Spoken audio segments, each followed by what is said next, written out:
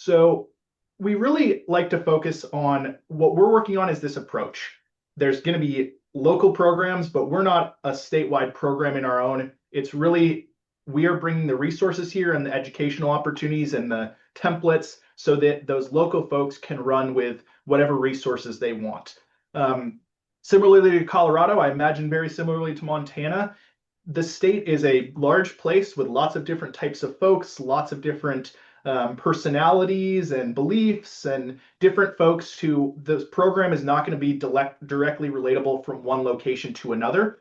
So we wanted to make sure to present that information to these local coordinators, but those local coordinators know their communities and those local ambassadors know their communities best. And so by presenting all these different opportunities and the overall approach to them, they can then cater it specifically to what's going to work best in their area.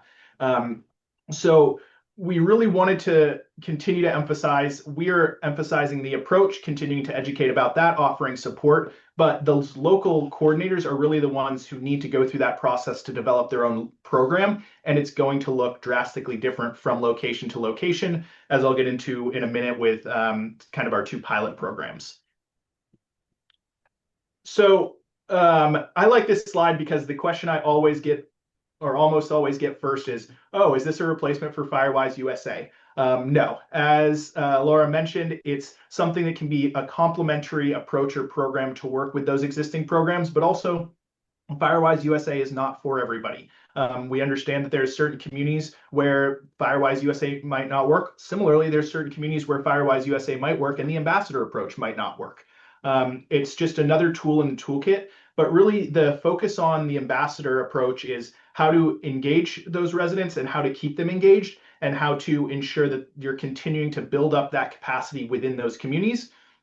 With that, it is critical to have that ambassador coordinator, whereas with Firewise USA, sometimes communities will just go and start Firewise USA sites and they won't be in contact with any of the fire professionals or other folks in the area.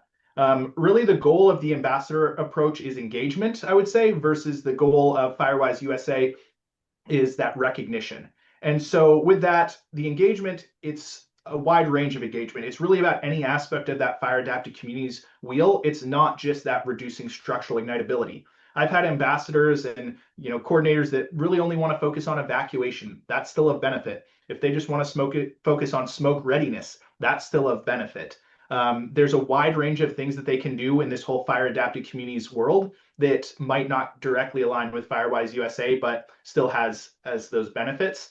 So it is a complementary program. Oftentimes those resident leaders from Firewise USA are also those community wildfire ambassadors, but there are those times where they don't necessarily overlap or intertwine.